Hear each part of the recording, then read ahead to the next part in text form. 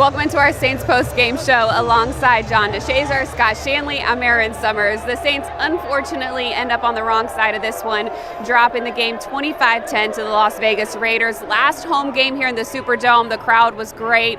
It was a fun game. Unfortunately, the Saints don't come out with the victory. JD, at the half, Saints were in this one 13-10. What changed? Well, basically everything. And first of all, I wore my lucky blazer and I'm going to have to burn it. But yeah, really, the Raiders turned up defensively. The Saints continued to not be the team you want to see against the run. The Raiders came in averaging 77.5 rushing yards, and they almost had 100 at halftime, so they didn't do the job there. We saw some more penalties, unfortunately, some more pre-snap penalties on offense, and we saw some miscues on defense. And when you're trying to make up for what the Saints are missing, you cannot have these mental errors that they continue to have, and you certainly don't want to see it this late in the season. Yeah, Scott, what stood out to you the most in the second half? Yeah, I think the penalties really, in the second half, really throughout the game. Some costly penalties that took points off the board, and you get into tight games, especially at halftime, 3-point game, penalties were the difference in the game at that point. But I really think the game, it came down to not stopping the run, which has been a thing the last 3 weeks, and then offensively giving up on the run too early. They only ran the ball 13, Saints only ran the ball 13 times, averaged 6 yards per carry when they did do it. And so the game really never got out of control till late, and probably you could have stuck in there and run the ball a little bit more early in that game. With that run game, quarterback Spencer Rattler actually had the longest run of the day, 28 yards. However, in totality, they only end up with 81 total rushing yards in this game. JD, when you come into this game without Alvin Kamara, Jordan Mims, and then Kendre Miller goes out, is that just what happened as far as getting that run game going? Well, I think it does strip away a lot of what you want to do. Clyde Edwards-Helaire is on the field for you, and he's been in the building for a couple of weeks. So he probably doesn't necessarily, he's not the bell cow runner that you want him to be. Jamal Williams is out there, and he's probably as good in pass pro as anybody on this team, but not necessarily the runner that Kendre and Alvin are. So you lose those two, your top backs. You also don't have Taysom Hill. And when you don't have that much production at running back, it's going to show up on the field. Defensively, Scott, stopping the run. Why has it been so difficult for the Saints, especially against a team coming in here that's worse in the league at running? Yeah, it's hard to pinpoint because it's not defensive calls. When you watch what they're doing defensively, they're putting 8 guys in the box. So they're taking that extra safety out of the middle of the field, putting him down in the run game. And so when someone says you have 8 guys in the box, it means you have a guy in every single gap. It's one gap defense, and either guys are getting cut out of their gap by the offensive guys, getting out of position, or what happens a lot of times is when you're not playing the run well, guys try to do somebody else's job. So they jump out of their gap and then things break down. And that I noticed that throughout the game, just guys trying to do too much sometimes to stop the running game, and that's when you get those gashing plays. Yeah, it was a tough game, definitely for the Saints. You wanted to end on a high note here. You still do have one more game against the Bucs coming up. It is away. JD, what are you looking towards in that game? Well, this team has to pick itself up. I mean, a 34-0 result in Green Bay, and you come back home and you lose this game to the Raiders. And this team has to have its spirits up. And it's easier said than done, especially this late in the season. You're on a losing streak. You haven't played well in a decent amount of time. And so this team has to find a way, mentally and physically, because it's a tough game. Some guys got beat up in this one. So you got to be able to pick yourself back up and be professionals at the end of the day. There's a job to be done. There's a job that you're getting paid to do. So be professionals at the end of the day. Well, we always appreciate your professionalism, JD. Thank you so much. We're going to let you head over to hear from interim head coach Darren Rizzi. All right, guys. All right, Scott, you mentioned the penalties earlier, and in this game, the Saints, 10 penalties for 77 yards.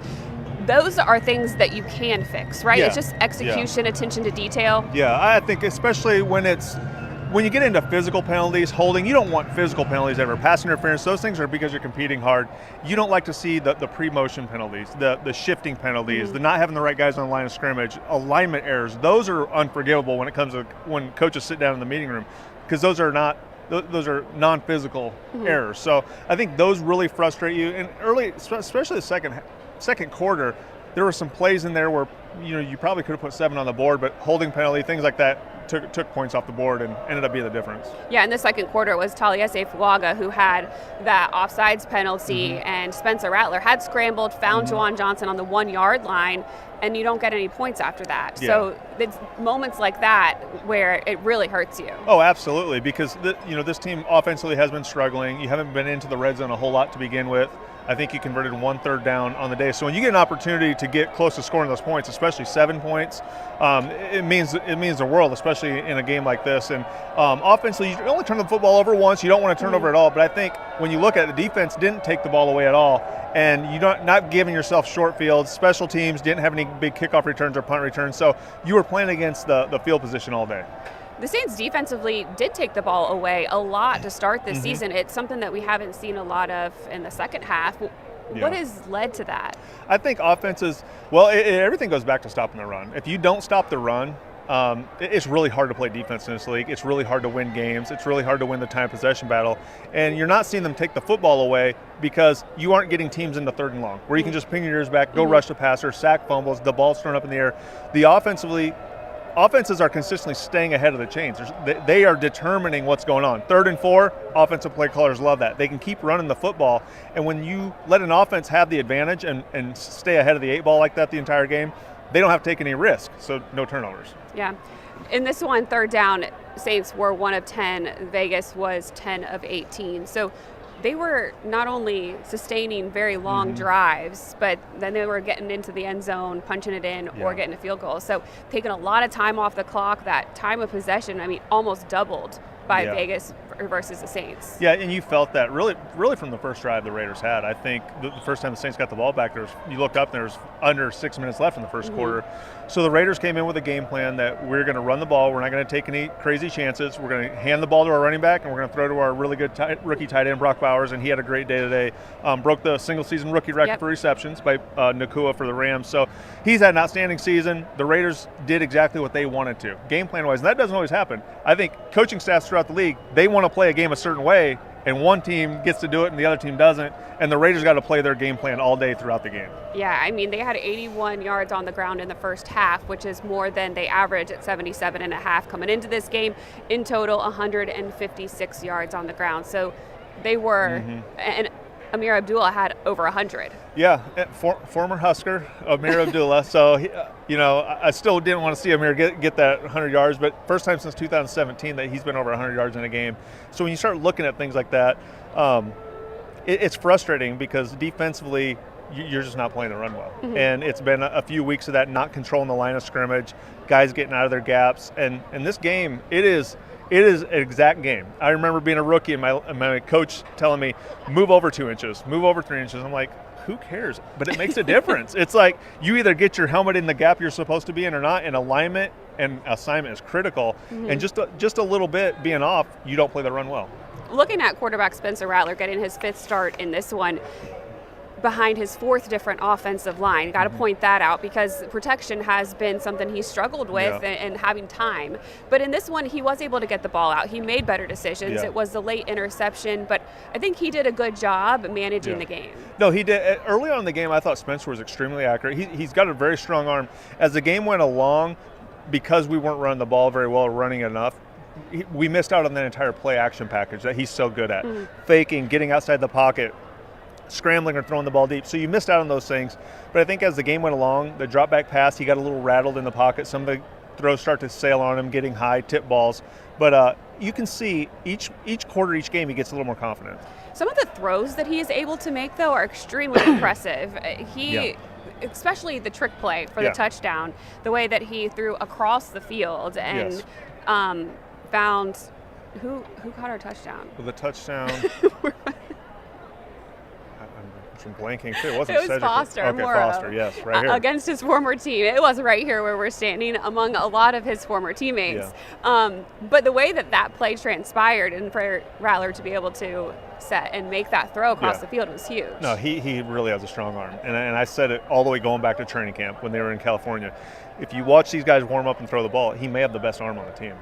The ball jumps out of his hand. He's got a quick release. He's got extremely strong arm, and he's not the biggest guy.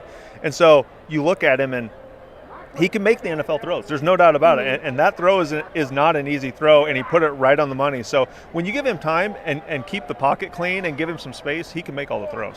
It was pretty impressive by Kendre Miller as well, because it was the little pitch to him, and then Kendre drops back through the pass to Rattler, and then Rattler. So that was a fun moment. That was exciting for everybody that was here watching the game. Yeah, I think fans love it, but players, when you get to this point in the season, you as a coach say, okay, we're not making the playoffs. How do we make this fun? How do we make it interesting? Let's go deep in the playbook and give the fans something fun to do, something fun to cheer about, look forward to, because as a player, when you know coach is going to call these fun plays, you get excited about the game. So Kubiak was definitely deep in the playbook today with some of the reverse passes, but it was a lot of fun when you pull those type of plays out. And they were getting a lot of players involved as well. Again, double-digit receivers in this one. So that's always, I think, fun for a player as well, knowing that they are going to be involved. There's no question. You go into a game plan and you never really quite know how many targets you're going to get. You don't know, as a DB, you don't know how many balls are going to get thrown your way. Linebacker, you may not. Some games you have an opportunity to make a ton of tackles, some games you don't. But offensively, it's nice sitting there in the game plan, especially in the first 15 plays that are scripted. I'm going to get the ball 3 or 4 times, make the most of those opportunities early in the game. And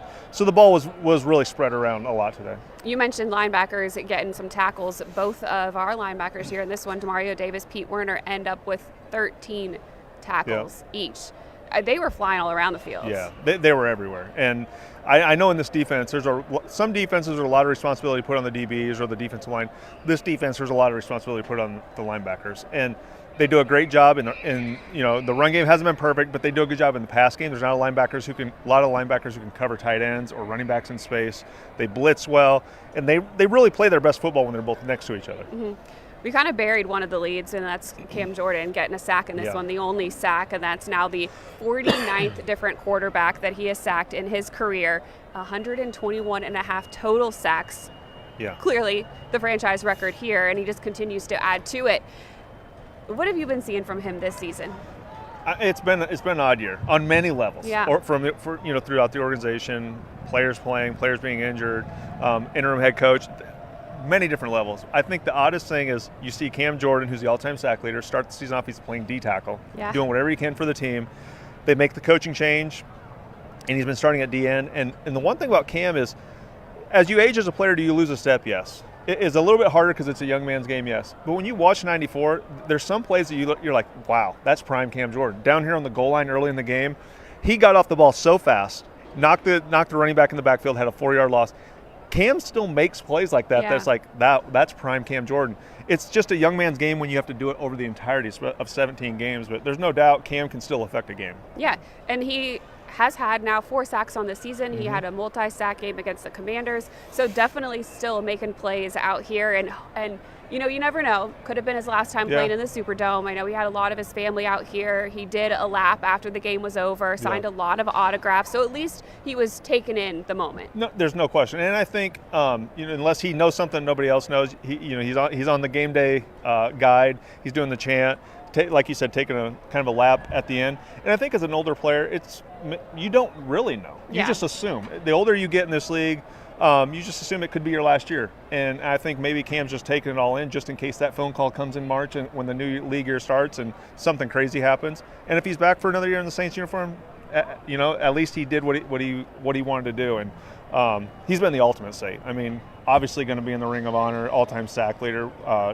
Has a case for Canton. I mean, he is a special player.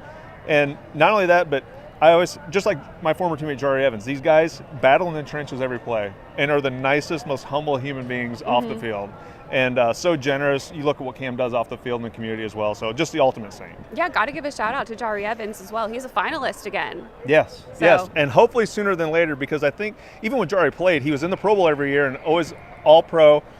But always felt like he was still underrated because this guy was, he was phenomenal as a player and as a teammate. And I think sooner than later he'll be in Canton where he rightfully deserves. I think it would be really cool for it to happen this year because they would announce it here in New Orleans because the Super Bowl's here and that's coming up in February. So hopefully he'll be able to accept that honor here in the city that he's coaching at and played at. Yeah, that'd be really cool. And I just saw Jari walking the time, told him the same thing, congratulated him on everything. He's been helping with the offensive line this year, and I know it's been a tough year for him, but he loves giving back and helping these young guys. And I told Jerry all the time, like, man, you sure you still can't play? Because he still looks like he could play. But I know he's having a lot of fun coaching and giving back to the young guys. Yeah. Well, it's been definitely a different year. Interim head coach Darren Rizzi comes in now. He's 3-4 after taking over, and I know he wanted to get the win. Yeah. We're waiting for him to approach the podium, and after he spoke to the players in this one. But what have you seen from what he's been able to kind of put on film as a head coach? I think Coach Rossie's done an outstanding job. It's not an easy situation to come in and take over in the middle of the season. And, the what if, I think, with Coach Rizzi is, what if Derek was healthy? Yeah. What if the receivers were healthy? What if Alvin didn't get hurt? Because you cannot deny that when he took over, that the team had a little jolt of energy, that there was a little bounce in their step, and they lost a close game to the Rams. And, things just kind of spiraled out of control the last couple of weeks with all the injuries. But I think for the situation he was put in at that point in the season, coming off a tough loss to the Carolina Panthers, he really injected some life into the team. Yeah, and I agree. And I think that once Taysom Hill goes out and then Alvin Kamara goes out, your offensive linemen get hurt again, you don't have any of your number 1 or 2 receivers. Yeah. So it's really tough to even ask a quarterback to step in that, and a rookie quarterback at that. Yeah, I mean, you just go down the list of obstacles that Coach Rizzi has faced, and nobody's going to say no to an interim tag, and everybody's going to want that opportunity to do it. But I just think when you look at the belief the team had in him when he was put as the face of the franchise, and the passion he carried himself up and down the sideline on game day, I think the players responded to that. It was really in the last couple games that there's a little bit more of a deflated presence with the team, but I don't think that has anything to do with Coach Rizzi. I just think it's the injury's taking the toll. And where you're at. I mean, you are out of playoff contention. You get knocked out of the playoffs, yeah. So next week they have the Tampa Bay Bucks in Tampa. Now the Bucks just won 48-14 over the Panthers today, so they're 9-7. The Falcons currently sit in first in the NFC South, but they're 8-7. They have the Monday night football game or Sunday night football game against the Commanders tonight.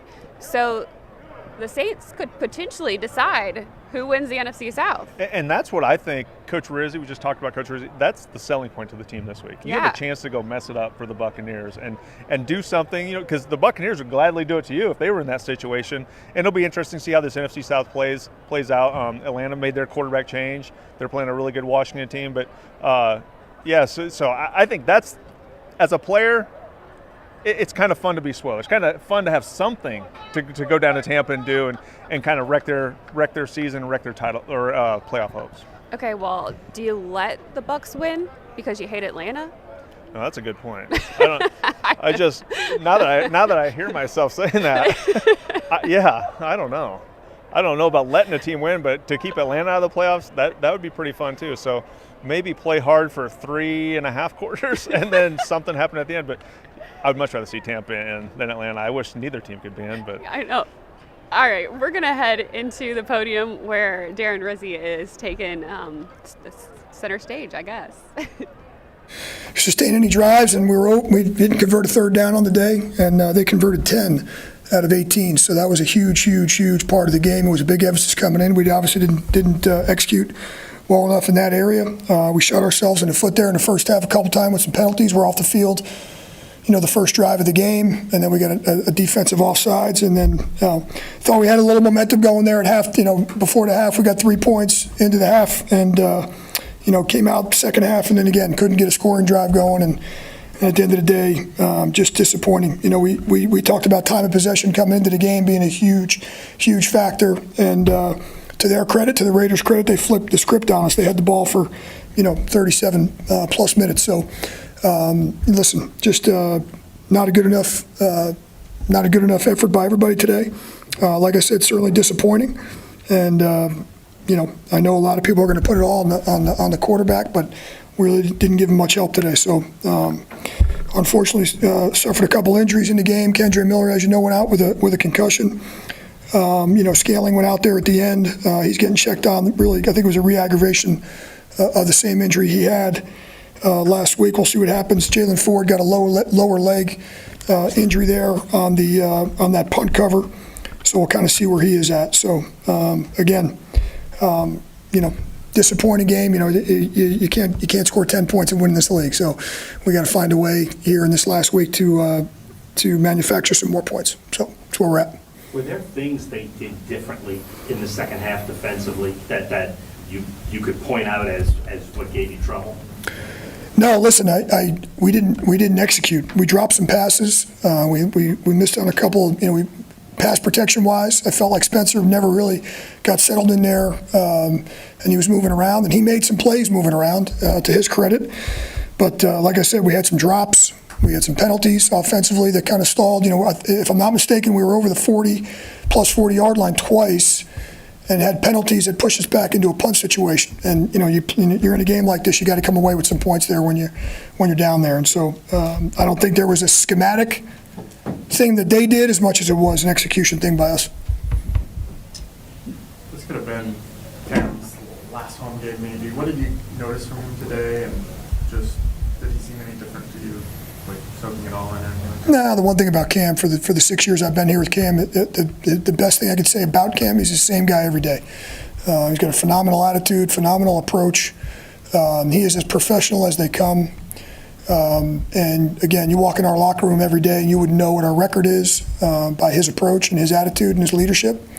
I hope he keeps playing, and I hope this isn't his last game at home. But I haven't seen anything different out of that guy. That guy's, again, best thing I can say about him is exactly what you're getting every day, and the consistency thing is why he's been so good at what he's doing.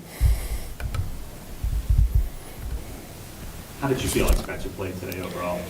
I feel like it's a little bit hard to evaluate, to be honest with you. Before I watched the film, just watching with my eyes from the sideline, I didn't feel like we gave him a chance a lot of times. Some of those third downs, he did miss a couple of throws. Obviously, the throw that he has to, I think it was Cedric there, that got tipped up in the air, that gets picked off, and then the pass at the end. I know we had the OPI called on us. We were going to we were going to be in scoring range again there inside the 5-yard line, and we had the penalty. So it's going to be a tough evaluation. I think we're going to have to take a step back and look at it through a different lens, because I feel like there was a lot of times where he wasn't getting any help. I know you may not have the answer right now, but what do you think is kind of needed for this defense to get back on track? Really, consistency. There's been, we've had the peaks and valleys in the last 7 weeks. You saw some signs there from the front. 8 sacks in the Washington game. We thought we kind of remedied our run defense a little bit, because that had been poor in the first half of the year. But then again today, if you had told me coming in these guys are going to rush the ball for 158, that's not good. That's not a good formula for us. We thought that was going to be a strong point for us today, and it wasn't. I felt like everything they did, everything was falling forward 6, 7, 8 yards. So I would just say that the number one thing is just consistency. Again, they had, first of all, they had 18 third downs, and they converted on 10 of them. And so the fact that they had we got them into 18 third down situations. If we're going to get off the field there and give the offense another chance and get the punt return team back out there, all those things, we just couldn't find a rhythm there on third down. To their credit, they converted, and we couldn't get them off the field. And I think that was really the number one stat when you look at the game, was the third down conversions, because those are like turnovers. And then again, we were 0 for 8. So I think you really don't have to look very much past that one statistic, really the stat of the day, in my opinion. Darren, the time of possessions, 3 games in a row, you all kind of lost that. Is that just complimentary football not being complimentary enough for both sides? Yeah, too many drives with 3, 4, 5 plays. Not enough sustain. Our third down had picked up there a little bit in about a month ago. We started to trend in the right direction, and I feel like these last few weeks we're kind of going backwards a little bit. Naturally, today is a great example, but that's really the time of possession really gets back to your third and manageables and then converting on those. And we just haven't done that. And so, like I said, I don't think that's, naturally the quarterback's going to get the majority of the blame on that. I just don't think it's all on him. Are you aware of their travel issues with the Raiders, and did you talk to anybody about getting in late? Yeah, I know a couple of coaches on their team, so I knew they got in late last night. So I think it sounded like they just went to bed and woke up, played. So. On the defensive side of the ball, you're sensing frustration. It's 2 games in a row, these long drives, and it was a 17-play drive again today. It's just not being able to get off the field. How has that been affecting that group? Yeah, it's definitely frustrating. It's frustrating for everybody. I mean, we get into third, medium, third, and long, and then all of a sudden the offense is up, and the punt return team is up, and all of a sudden, boom, they convert. And so it's it's certainly deflating at times for sure when they're converting third downs. And it was the same story last week. We got into some third and mediums and longs, and then we had some penalties and things like that turned those into third and shorts. It happened again today. And so there's no doubt about it. It's definitely frustrating. And listen, they if I'm not mistaken, they were out there for 70-something plays, and we were out there for 40-something plays. And that's a result of that. That's a result of not being able to convert, not being able to get off the field. So that's why I said in the beginning of this presser, I thought the pretty simple answer today. Not a really. You don't have to do a deep dive on today's game. Does the loss today change anything about how you guys maybe approach Derek, Alvin, Chris? I really haven't. I'm still kind of soaking this one in. I haven't given a ton of thought to that. I can tell you all three of those guys in my conversations with them last week still had aspirations of playing. So, how would you describe where you are? You just used the word deflating on the defense. Do you feel a little of that right now? Well, it's just only no one likes to be this result. The result is not what we're looking for. So anytime it's hard to be anything but when you don't have the result that you're coming in. I thought again we had a great practice week. We just haven't been. Our execution hasn't been good enough. So yeah, listen, it's frustrating and it's hard for me to see the players. That's the most frustrating thing for me. Those guys are obviously the ones that I care about the most. And so that's the most frustrating part. But yeah, listen, we got one left, and we got to find a way to respond and rebound. Kind of following up on that. Yeah. This has kind of been an audition for you as well. Do you worry about the way that these last few games have gone?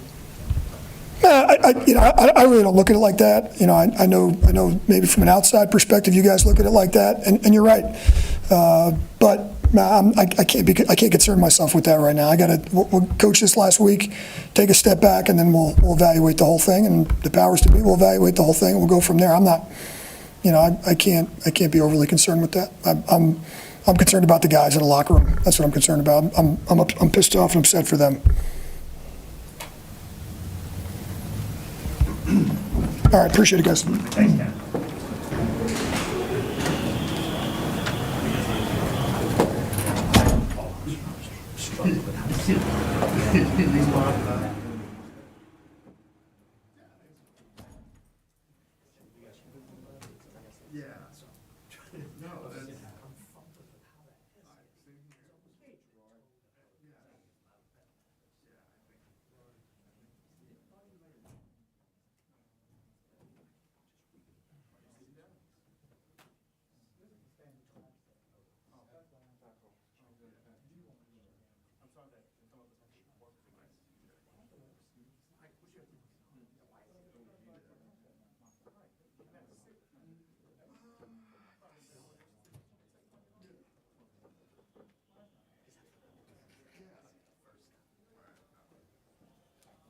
To step up to the podium shortly, so we are waiting on both of those players, and we will hear from them soon.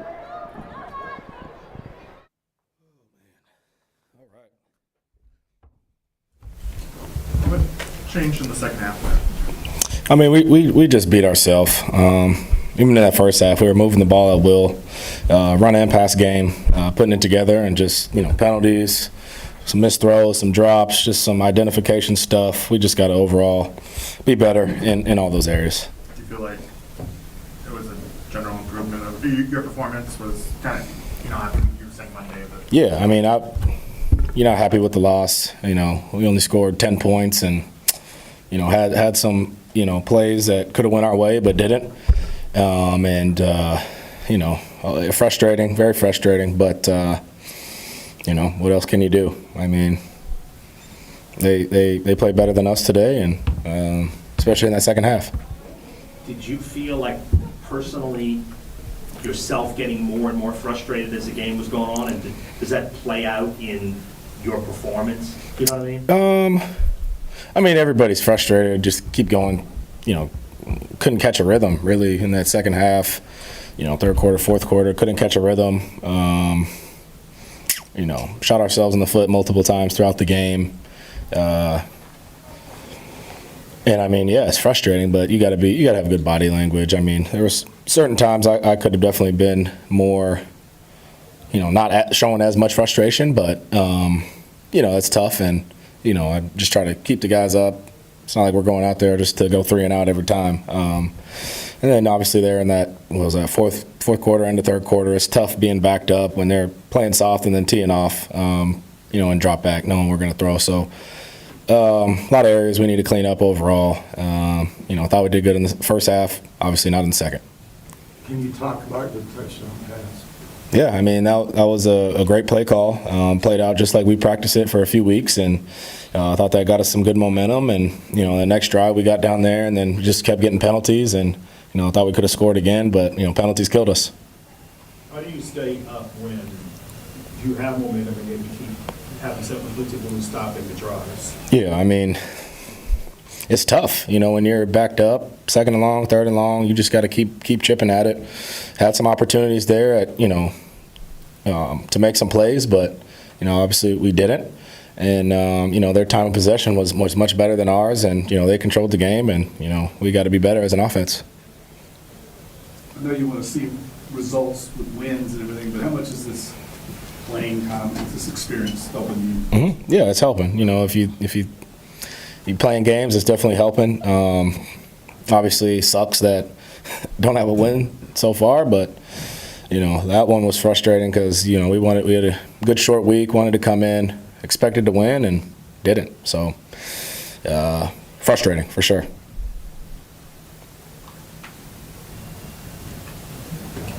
All right. Thanks, Patrick. Yep.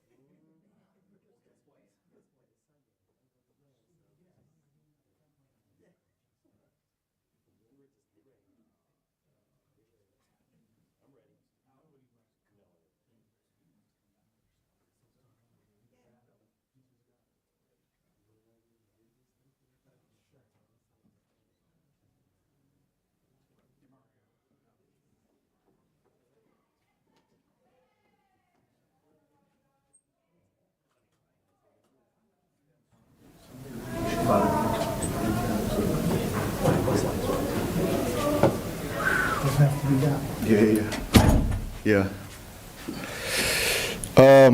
How y'all doing? I'm gonna start with a message. In this game, when you play for a lot of different teams, what you understand is there's a difference in fans and there's a difference in family. And one thing I love about playing in New Orleans since the time I got here is the majority of our fan base is family. And what I mean by that is fans usually get on the road with a team when they're hot. Family is with you through the good times and the bad times. And there's no secret that our team is in a dark time right now. And when you're in dark times, everyone is looking for the same thing. You're looking for light and you're looking for direction. And what I'm hoping to offer over these next few minutes is a little bit of light and a little bit of direction. The Bible says that weeping may endure for a night, but joy comes in the morning. And what that means is when things aren't going the way that you want them, you cannot panic. You have to know that something greater is going to come. And if anyone knows anything about business, you know that the market goes up and down, up and down. And those who win in the long haul are those who don't panic when things are going down. That is the great thing about this organization and this family, is that when things aren't going the way that we want them, there will be no panic. I trust our organization because some organizations, when they fall off, they never return. But if you look at the great organizations across any league, give them time, they always rise back to being that contender. And so a word to the family is, I understand our frustration. That's because we have been contenders. It is not a false hope. It is not a false expectation. But the message is also that we can't panic, that we can't worry. We have to stay together. We have to stay united. And we have to trust that we will rise from this. We will get back to what we all desire to be. We have the right decision makers to do that. If you just look at the team, we draft well, we do great in free agency, and if you look across the game, that is what sustains teams over the long haul. Continuity, drafting well, bringing the right guys in, and at the right time, we will rise. Light will come again, so we won't panic. We won't jump ship. We'll continue to charge. We'll continue to move straight ahead, looking to finish the season 1-0, and then we'll go from there. That's my message. Any questions? Is there a fine line between not panicking and having a sense of urgency, though, to get things turned around? I believe you can't do anything in a marathon or a sprint without a sense of urgency. Urgency is not in a rush to get things done. It's a rush to do things right. It's discipline, doing the little things over and over and over. And that's what sometimes is hard to do, is to get up and do the little things correctly over and over and over, even when you're not getting the results that you want. Because what happens is sometimes when you don't get the results, you start to change the process. But results is a byproduct of the product. The real product is the process. How much do you have to fight the frustration in a game like this? I mean, is that the enemy, the being frustrated and letting that get to you? But it's got to be hard to fight that off, though, in a game like this, right? Absolutely. Absolutely. Adversity, I always say football is the greatest teacher of life. Imagine being at the end of your season and playoffs are nowhere in sight, and as much as you try, it seems that things don't turn. How do you continue to show up? But imagine being in life and you feel like you're doing everything right. You eat right, you die right, and then your body gets sick, and now you're in the hospital. Or you're living right and all of a sudden your child gets sick. Or you You're trying the best you can, all of a sudden your relationship's on the rock. How you gonna respond? Is either you're gonna get right if you weren't right, or you're gonna have to try to figure out how to remain right when, even though you were doing right, it seems like everything's going off course. The challenge is to not allow dark times to bring in dark thoughts, because dark times is outside of you. Dark thoughts is inside of you. And once you allow the fiction inside, that's when you have a real battle. Because now it's just you versus you. You want to keep it to where it's the battle versus me versus the negative thoughts. I want to keep it out. And that's hard to do in dark times.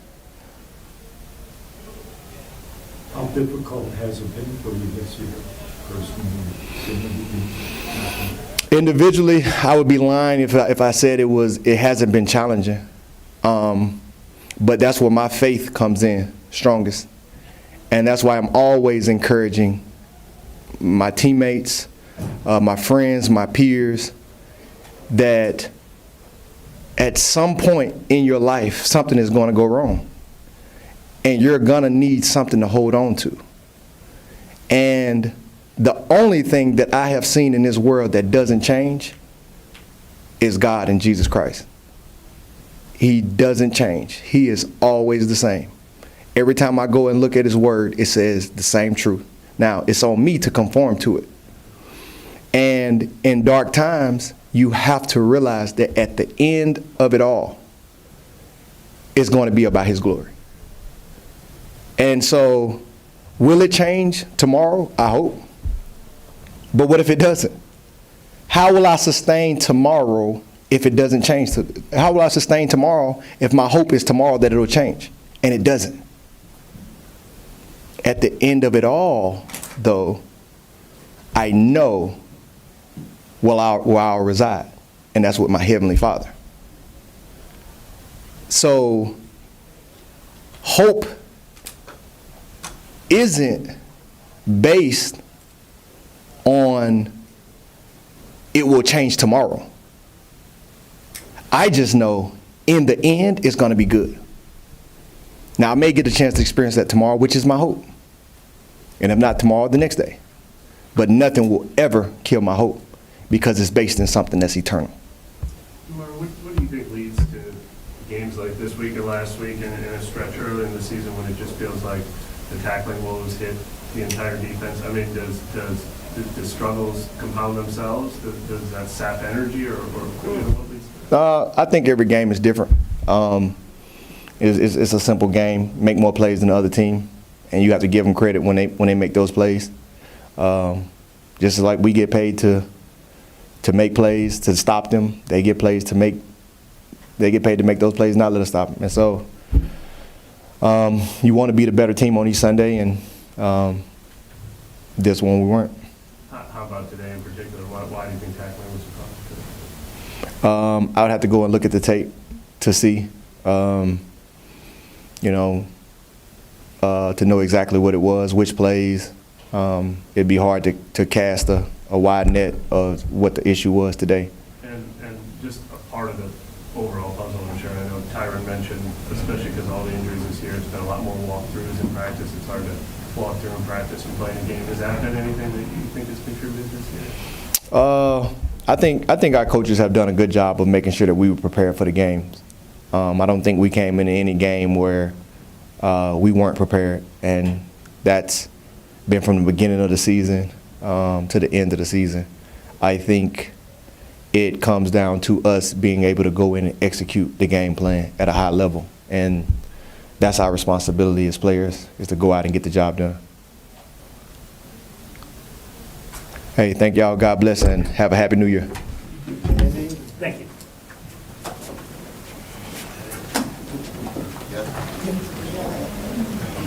Hi, guys. Right.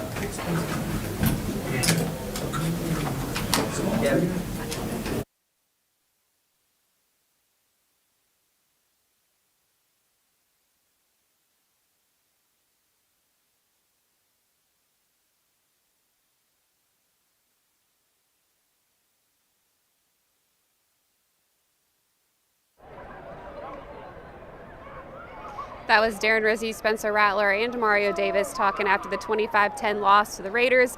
The Saints do have one more game in the season coming up against the Bucs in Tampa Bay. What does the focus have to be for the Saints this upcoming week? Yeah, every week you're just trying to get better. Whether you look at it from a macro perspective, we got to clean up the penalties. We have to take care of the football. We have to take the football away. That'd be the macro, I think. But in terms of each individual room, you're going to look at it from the micro and what you need to do better. Offensive line, we need to do this better. Linebackers, we need to tackle better. Defensive line, we need to stay in our gap. So there's certainly things that they can improve on, and those would be the things that they focus on, because you're going to want to end the year. You don't want to end the year worse than you played today. You want to end the year on a higher note, because it sends everybody into the offseason. And I said this last week, if you're a young player, you just want to make plays. And you have another opportunity to go out there and make some plays in an NFL football game and give yourself some confidence going into the end of the year. Yeah, Coach Rizzi did say that there were going to be a couple players that got elevated from the practice squad or got some more playing time today in the next game. Just not a complete evaluation process, but to allow them to have some time to show what they got. Yeah, and that's critical, because there's going to be a lot of guys that are going to get re-signed to a practice squad. They may be in here, maybe somewhere else. Every time you get a chance to go out there, every day is an interview in this league. Every play is an interview. So just like today, Clyde Edwards-Helaire, he gets signed to the squad recently. Today they give him an opportunity to make some plays in the game to show what he has. So more of the same next week. Anytime they go out there, they're going to give guys who they feel like, let's see if they're in our future plans, because you're always evaluating your 53-man roster, and you're evaluating other 53-man rosters for potential prospects. So every time you get a chance to go out there, and it'll be interesting to see who they give those opportunities to next week. All right, Scott, have you decided who you want to win the game yet? I hate to say it, I never want the Saints to lose. So if there's some way the Falcons cannot win the division, but the Saints win, I'll take that. All right. I don't know how that can happen. There's got to be a tie we'll scenario somewhere. So. Well, thank you guys so much for joining us for the Saints postgame show today, right here on NewOrleansSaints.com. Last one here in the Superdome, so thank you to all of you who came out to the games here and helped cheer the team on. I know it's not been the season that everybody expected it to be, but we always appreciate the support of the Saints fans, because you guys are the absolute best. For Scott Shanley, I'm Erin Summers. Thanks so much.